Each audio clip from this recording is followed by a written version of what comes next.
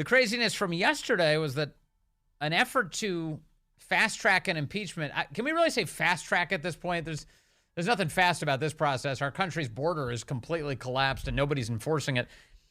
Republicans in Congress yesterday tried to begin the impeachment proceeding against Alejandro Mayorkas.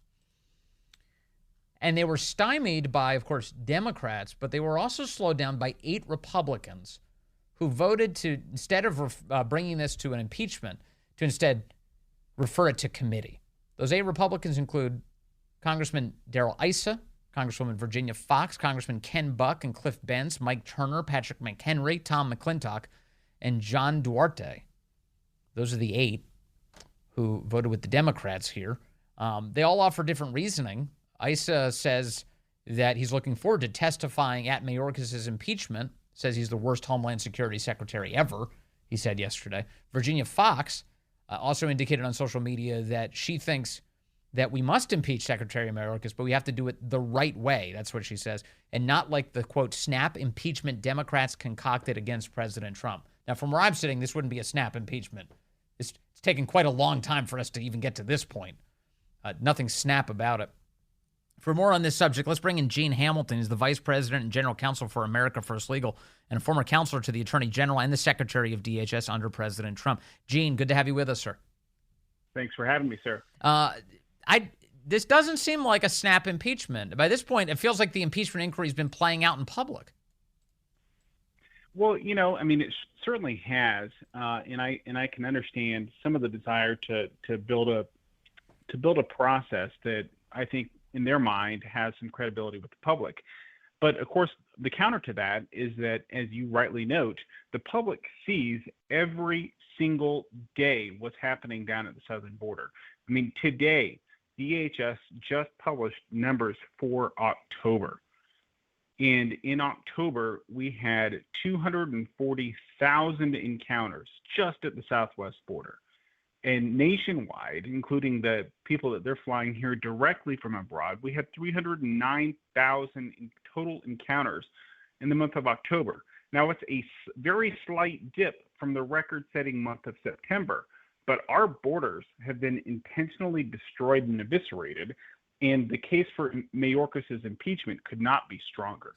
Right. And I don't know. Right. I just look at it and go, how many more hearings do we need? The guy says the border's secure. It clearly isn't. Every American city knows that for sure. And it's not just a lack of enforcement at the border. It's also spending U.S. government money on trafficking more people in by way of these NGOs that are taking that federal taxpayer money and then trafficking human beings all across our country. Gene, I mean, it's a political tool, right? We were told before you don't even have to prove a crime. It's a very obvious political tool to impeach someone. It is absolutely a political tool, and there is no actual crime that's required to impeach a federal official. And look, Vince, I mean, you're absolutely right. What's happening across the country, not just in terms of the sheer numbers, and we can all kind of overlook the numbers from time to time. They're just so momentous and so gargantuan that it's easy to just kind of think, oh, well, it seems like a lot of people. But the long-term costs and the effects on the United States, on our communities everywhere, are significant. They're costly. The people who lose at the end of the day out of all this are the American people, the hardworking American people. There's a lot of people who make money off of the status quo. The status quo profits results in substantial profits for cartels, human smuggling organizations, all of these nonprofits who are, quote unquote, helping these folks. But at the end of the day, the people who hurt the most are the American people. The House Homeland Security Committee this week released a report indicating that Americans are going to be on the hook for up to $451 billion to pay for illegal immigrants. $451 billion to pay for these illegal immigrants here in the United States in terms of housing and caring for and meeting the various medical needs of and education, welfare benefits. It goes on and on and on. This is just a basic monetary number. And my guess is, Gene Hamilton, is that it's understating the cost to the American public, and that includes through the loss of life that we're seeing each year. You're absolutely right. I would say that it's a very conservative estimate. And of course, I applaud the House Homeland Committee for getting that report out there and trying to get some numbers out there. But whether it's the cost of human life, whether it's competition for jobs, competition for housing, it's you don't have. It's not as though these 240,000 people who were encountered at the southwest border last month, that all of them were immediately deported from the United States. And in fact, we're not exactly sure just yet how many are still here from that number just last month, but I would be willing to bet that it's a substantial majority.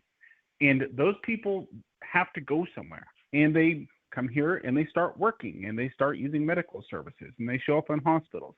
And at the end of the day, Americans who are facing, at this point in time, a very tight housing market, high interest rates, competition for jobs, all kinds of people receding from sectors, whether it's construction, some of the specialized trades, all kinds of other issues. It's because of these demands, and it's because of this endless supply of cheap labor that's coming into the country. And again, the people who are hurt the most at the end of the day are the hardworking American people and the liberals who live in their enclaves, gated communities, who don't have to deal with the effects on everything else, will continue to close their eyes and, assume that this is all just, humanitarian efforts while it's actually hurting real people. And unfortunately, we've reached a moment now in this saga where the left has made various regions in our country so hellish that even the illegal immigrants who are there don't want to be there anymore. We saw a report out of Chicago this week that Venezuelan families can't find work in Chicago. They hate their living conditions and are planning on moving back to Venezuela. Now, in New York, there was an effort by Mayor Eric Adams earlier this week to put illegals into a new encampment to give them somewhere else to stay. And they say they don't like their living conditions and they want to go back to Midtown now. It's gotten to the point that illegals are unhappy with the accommodations that they have in America. It's what an indictment of our major cities across this country, who are all happen to be blue cities in the ways that they're administered. I mean, it's a fairly sad state of affairs when a Venezuelan would be more willing to go back to a impoverished country than to stay on the streets of Chicago, which was once one of our proudest American cities. Yes. For the longest time, for decades.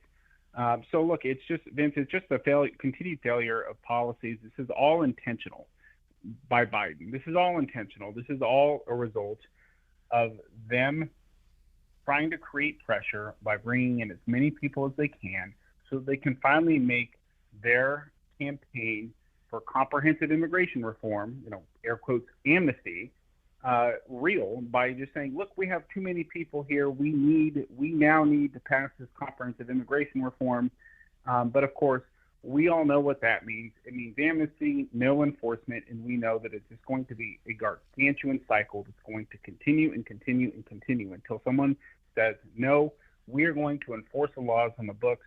We are going to defend our borders, and we are going to protect the integrity of our immigration system. What happens to a community if everyone in it has a completely different culture, people don't have a shared language, and the social safety net explodes? What happens to communities? It's a great question, but I have to say that I don't know that we've seen in this country an example of all of those things happening at once yet. But it most certainly will if you continue to diminish the importance of national identity and diminish the importance of citizenship and the idea of being an American. What the modern left has done is they have so diminished the meaning of American citizenship to the point where they want illegals to be able to vote in elections and to have all the same rights and privileges. And so for them, for the modern left, it's, well, let's bring in as many people as we want from all corners of the world. They can speak whatever language they want. It doesn't really matter if you're an American citizen or not, because at the end of the day, the people who benefit from that type of unrest is the left. From discord, from lawlessness, those are the ones who benefit from it, not the American people. And it's a sad state of affairs. I noticed that the thing that they did first, though, was they groomed Americans to resent their own country.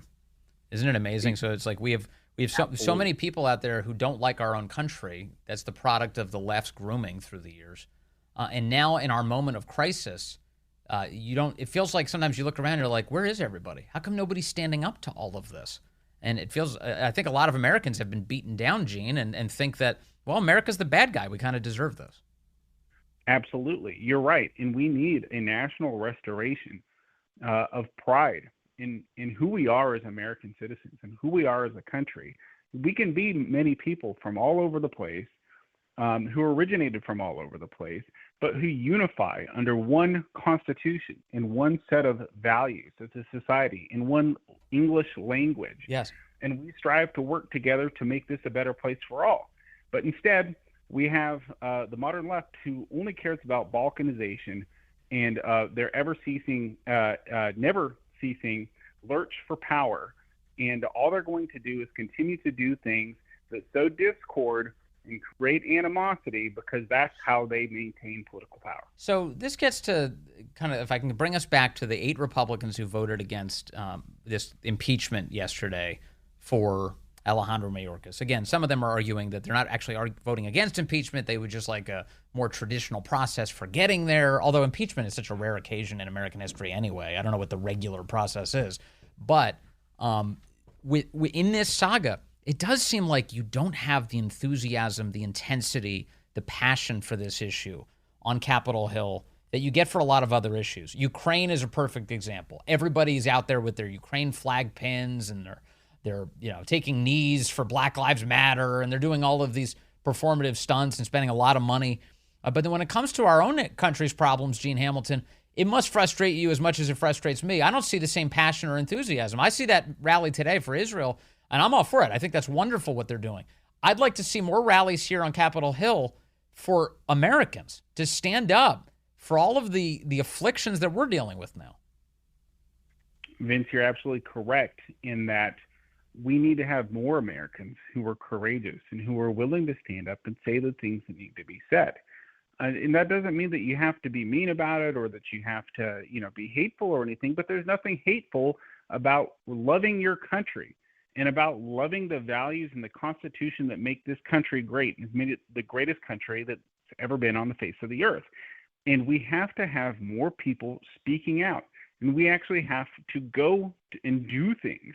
And we can't just assume that someone else is going to do them. And so, look, I think that over time, especially in the months and years ahead, I think my hope and desire is that there is some kind of a national revival of that type of pride and patriotism in the United States. But it's going to take a sustained effort by a lot of people who are willing to say, no, we don't have to accept unlimited illegal immigration. No, we don't have to have open borders. Yes, we are a sovereign country, and that means something. And until the average American is willing to do that and to say those things, which weren't controversial even 10 years ago, I don't know. We're going to see more of the same. All right. Gene Hamilton, thank you, sir, as always. Really appreciate your conversation with us today, again, with America First Legal, such a great organization. Thank you, Gene. Good to talk to you.